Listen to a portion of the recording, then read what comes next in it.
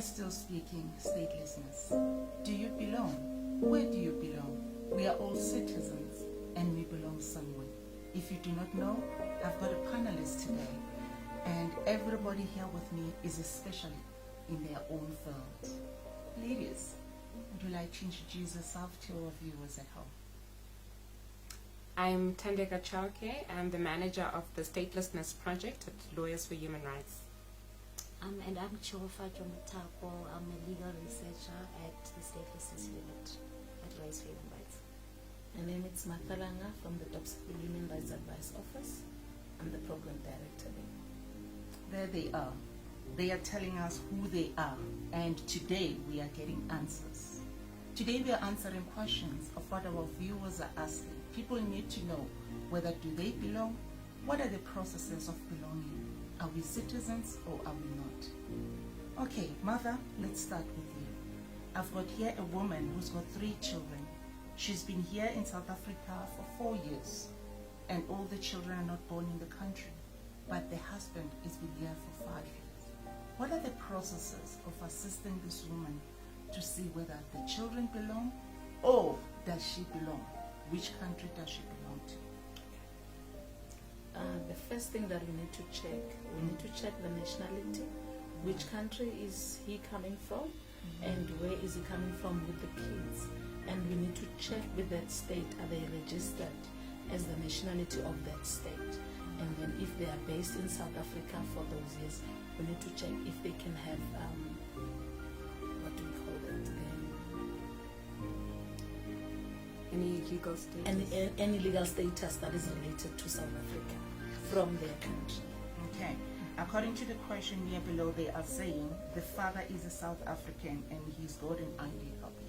Will the father assist the wife and the children to also have documents? And from which country will they belong? If the kids are born in South Africa, they have citizenship in South Africa, but they need to do the processes through Home Affairs. The father can be able to help the kids to do the process, but the process is we need to check with the hospital where the kids were born. Are they registered with that hospital? And then those documents are needed by the Home Affairs to prove that they are born in South Africa.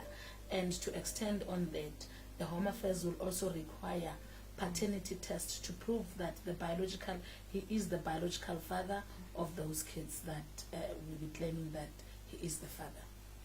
Oh, circle. Explain. The kids are not born in the country, but they come with a wife in South Africa.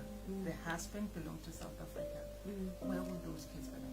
So the law says that a child born outside South Africa to a South African parent is automatically South African.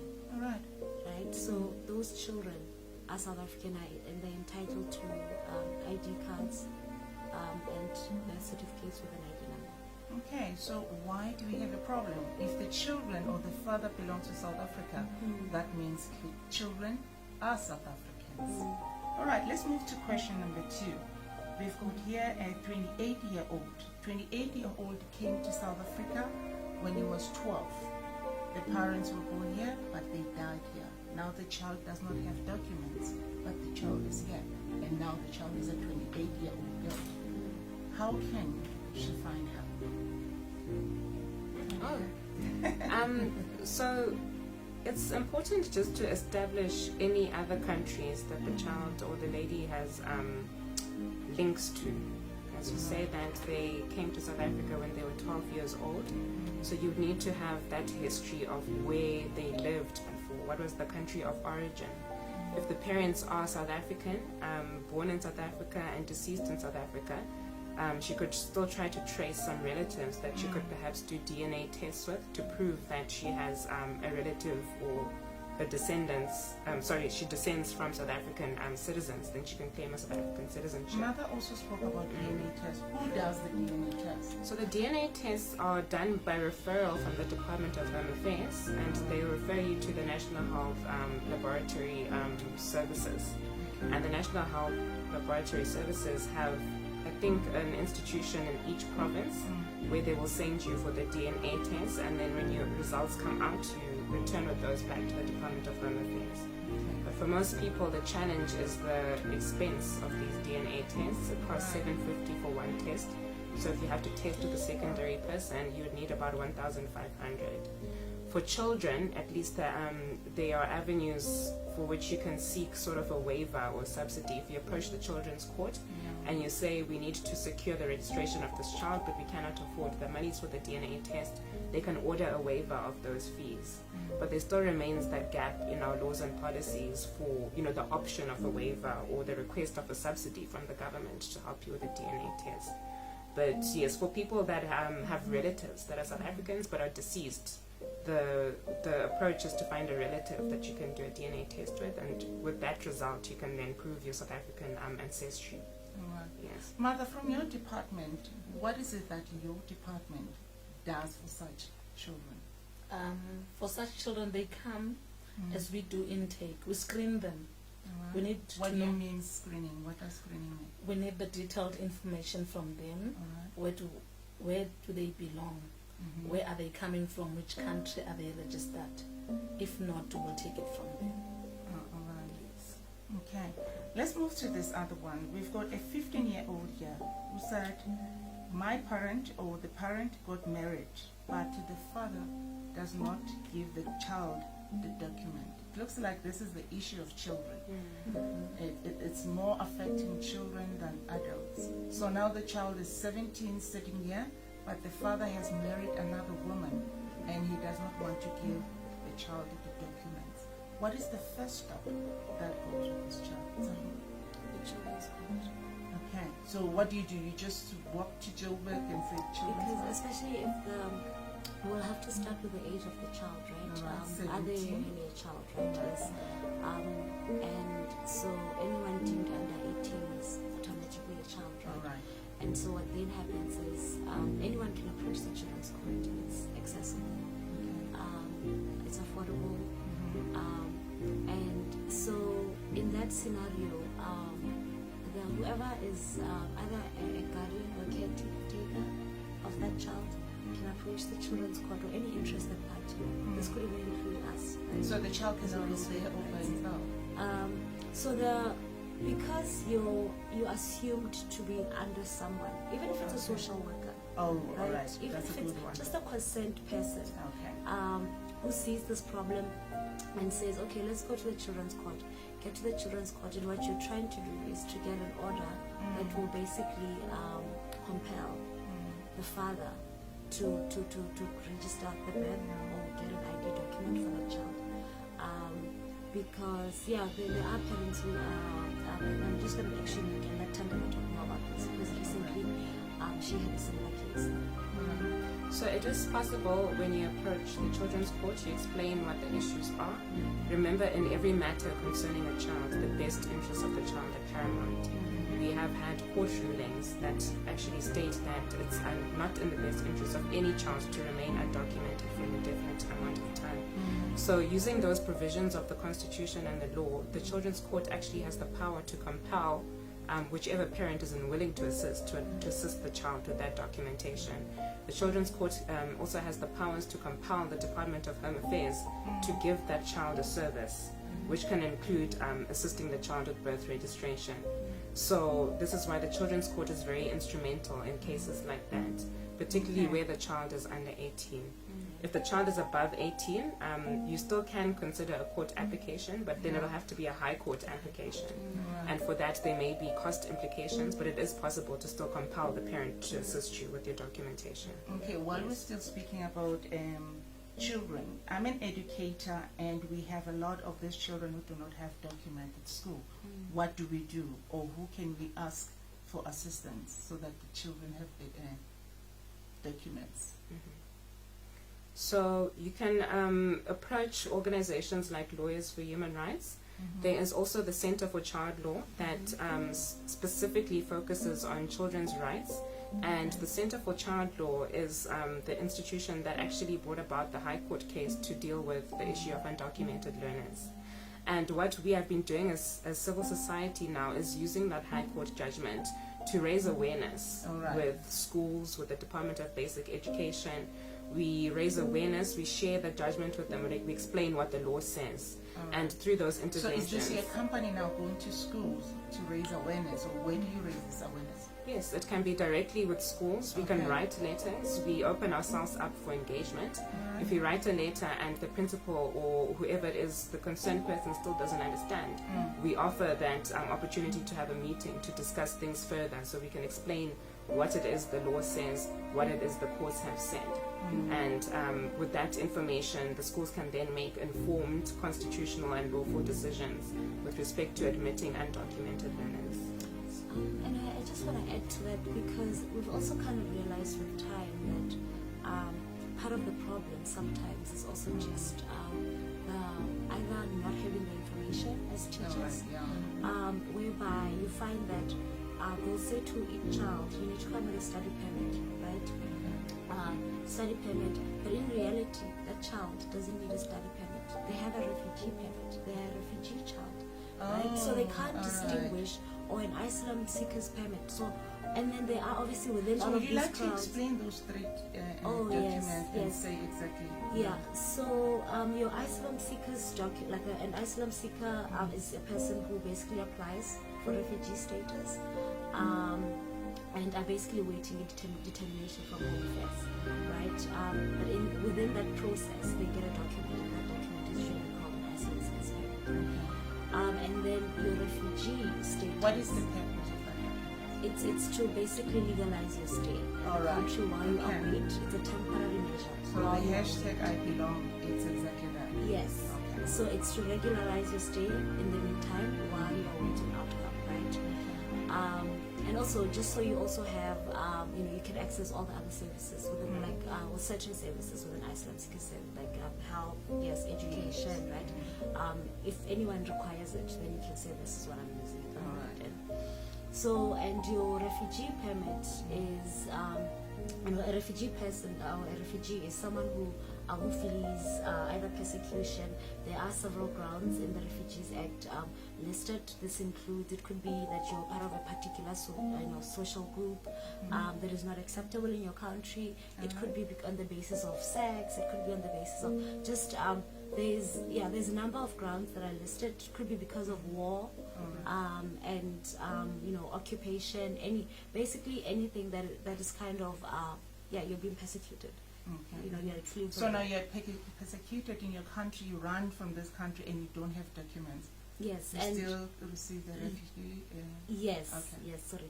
And so once you get to this country, and so you apply, your first step is to apply for asylum, right?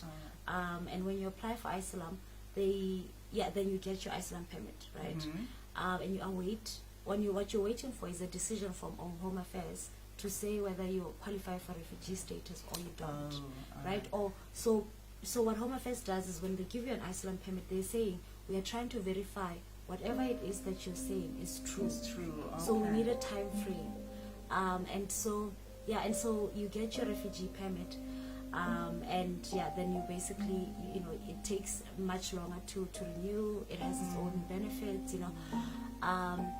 but now I think so what I was trying to get at about the teachers was the fact that now you have all those different like a diverse class. You have children who are refugees, asylum seekers. You have children who are just children of irregular migrants, right? Who are undocumented, or and so within And also South Africans. and South Africans who are Yeah. undocumented, right? And so there's just kind of a narrow-minded view of we need this one document. We need, or because I'm assuming that you're a non-national, I think you should bring a study permit, or because I'm assuming 1, 2, 3. So as a result, it has kind of led to it has led to confusion, right? So you would send a letter to the teacher, and they would say, not to the teacher but to the principal, to say, on this day this person said this to this child, that they cannot come back until they have a birth certificate, or until they have a study permit, and then would have to say, no, but this child has a refugee permit and it's sufficient, or this child does not have a refugee permit, but the parents are refugees and they are waiting for their file to be joined to the parents' file. And so that's through no fault of their own that it takes much longer than it should with Home Affairs. So yeah. So there's a lot of awareness raising that needs to take place. Sorry about that. Right. So, Mother, since you are exactly in the location, how do you think we must make awareness in the area? Let's talk about your area. How can you make awareness in that area so that the children that are there, they know that at school they are covered or they are not us? Because it's not their fault, it's not the parents' fault, and it's also the lack of knowledge from the teachers. Not even the teachers themselves or educators themselves, it's from the admin department. I think the start would be at schools. We first sensitize and make the school aware, the principals, administrators, the teachers, and whoever is at school. Then the second step would be the parents and the community members around the society. They must all be aware the registration, the processes, and what document is needed for them to be registered at school. Okay, so let's move to the next question because of time. And we have a father here who's got kids from a South African woman, but the father is not a South African. Can the father register the children? Anybody wants to take it? It's a yes. The law does allow him to register the children, but currently the regulations and the Birth and Deaths Registration Act do have a problematic provision that discriminates between married fathers and unmarried fathers. So for married fathers, because you are married, there's a presumption of paternity. But for unmarried fathers, because you're not married to the mother, and the mother might not, be in the picture. She might have abandoned the children. She might be deceased, or she might not want to give consent for whatever reason. It might be challenging for that kind of father to register a child. And we are currently in the process of challenging that provision in the Act because it's unconstitutional. It differentiates between married fathers and unmarried fathers in an arbitrary way, and it makes it difficult for a willing father who is documented to assist the child, which then results in the child being the one who suffers for lack of documentation. So the short answer is yes, but there is that discrepancy to be aware of.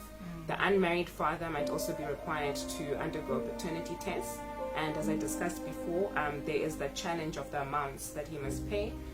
If the child is still under 18, luckily they can approach the Children's Court for that intervention. But according to international human rights standards, both women and men, whether married or unmarried, should have equal right to register the births of their children and to make sure that their children are documented. Anything to add on? Yeah, we're just waiting for the judgment. It's Nike versus Minister of Home Affairs. For anyone who wants to look for it or follow, basically we're waiting for an outcome from the court to the Constitutional Court to confirm whether those regulations are unconstitutional or not, but also to kind of make amendments to that or whatever recommendation that the court comes up with. So we're hoping for a positive judgment. There's always a myth. Where there's an African human being, there's always a myth. What do you think are the myths of this thing? Because one person will say, you will never get an ID. You can never get this. What are the myths that are out there? And then we can straighten them out for them to say that is true, that is not true. I think the biggest myth is that statelessness doesn't exist. Because as Africans, we have that strong sense of community and of roots. So even when someone needs to explain why they're not documented and why they haven't been able to access certain things, in our communities, it's difficult for people to understand what the person is talking about.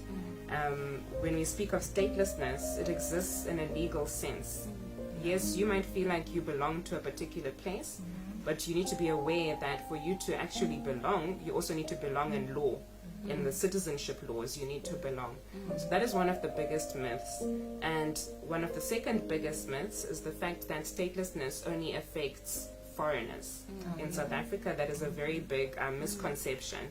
Statelessness can affect anyone. You can be born stateless, or you can become stateless. You can be a citizen of South Africa, you can live here your whole life, and you can be stateless. Or you can be a migrant and find yourself in a situation where you are stateless. But statelessness is one of those man-made things, because it's the countries that have the power to make the particular laws and policies that make sure that people don't fall into this limbo of not existing anyway. So those are the two big myths for me. Just to adding on that, I think another one is that statelessness is usually also caused by irresponsibility on the part of either the individual or their parents. Okay. Like example, your parents never cared enough to get you documents, or they were never responsible enough to get you documents, and as a result, you don't have documents. When in reality, as like initially Tanaka had mentioned, that the causes are so many, they vary, right? So some of them it's what is it called, conflict in the laws of countries. Some of them it's literally bad civil registration systems, like in terms of like registration and so forth. Some of them it's literally it's discrimination, that fathers can't register that, so their children such but all of that is through no fault of an individual. So yeah, that's the other one for me. Just to add on that, the other myth, it's like people believe if your ID is blocked, you are only a foreigner. South Africans can also be blocked. Like for example, my ID was blocked due to the change of surname. Okay. Yes, I used to use my previous surname, and then I didn't use my married surname for a long time. One day I went to bank, I found out that my ID was blocked. I had to go verify that to Home Affairs, and I'm South African, so it doesn't mean that when your ID is blocked, you are all foreigners. Oh, you've done something wrong. Yeah, or you have done something wrong. So that's a myth. So when your ID is blocked, go verify first that what is the reason your ID is blocked. Okay, let's help this old woman. Yeah. You said I'm a woman and I'm staying with two of my grandchildren. The mother dumped the kids and left. Where do I go to assist my grandchildren? That's a very important one. It's a very important one because in terms of the birth registration process, if a child is orphaned or abandoned, they can only be assisted by a social worker to do the birth registration of the child. We have so many cases where grandmothers have gone to Home Affairs themselves in person and tried to register the birth of the child. And either the mistake is on behalf of the grandmother because perhaps she thinks she is entitled to do so, or the Department of Home Affairs where they misunderstand that this is actually the grandmother, not the mother, and by mistake they register the grandmother as the mother of the child. And where it's picked up is usually where the child now needs to apply for an identity document, and you realize that the birth registration documents are problematic. So the grandmothers always need to find a social worker who will assist with the registration of the child. The grandmother can be there to facilitate the process. She can approach the children's court herself, speak to the clerks of the children's court. The children's court process is very simple. They're just forms that you need to fill in, and then the magistrate will assist in terms of guidance. They will also appoint a social worker who can investigate the situation and tell you what documents you need to bring. What else? Let's say now it's no longer a grandmother, it's my sister's child. Yes. So what do I do? Again, Is it's it the same process? yes. So long as the parents Yeah. are not there, the biological parents or the adopted parents are not in the picture, we need a social worker to be involved. It doesn't mean that relatives don't have to assist.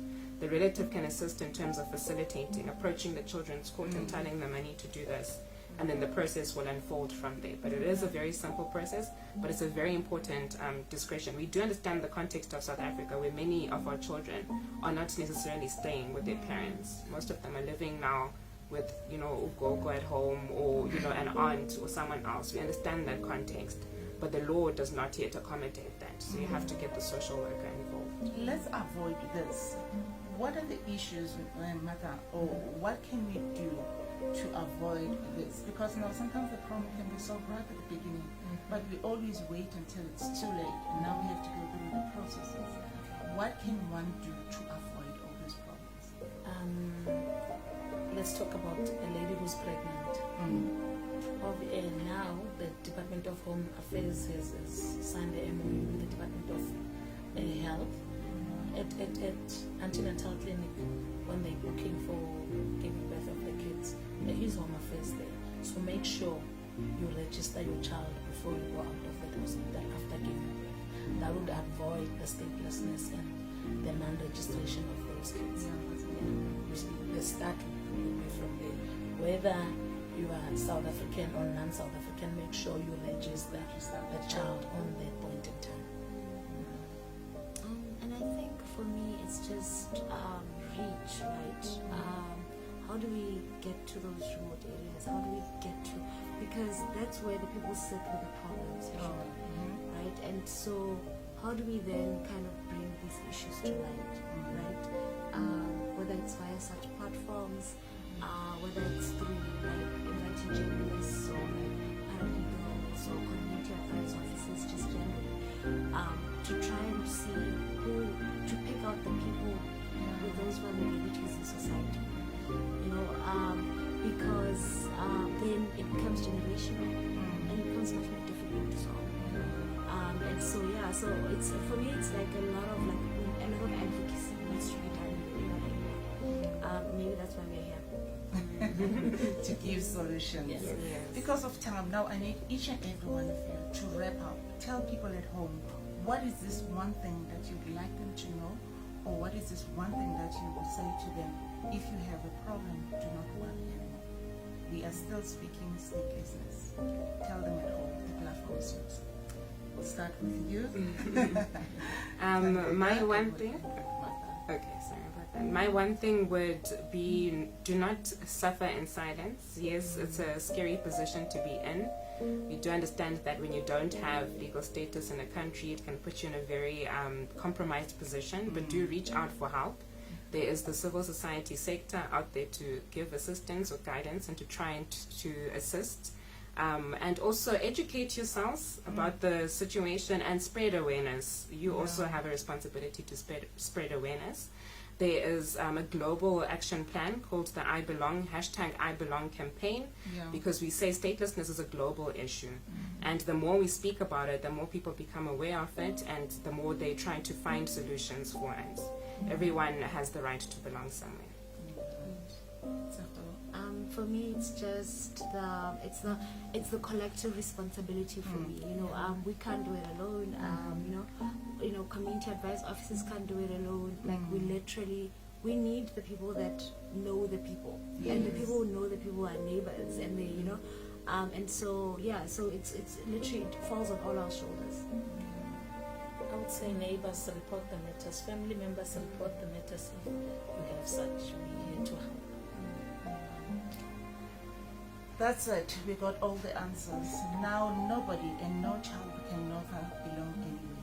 We need all of us to belong somewhere. We need to make sure that every child belongs, every woman belongs. This is Dr. Nisi from Ashes to Be.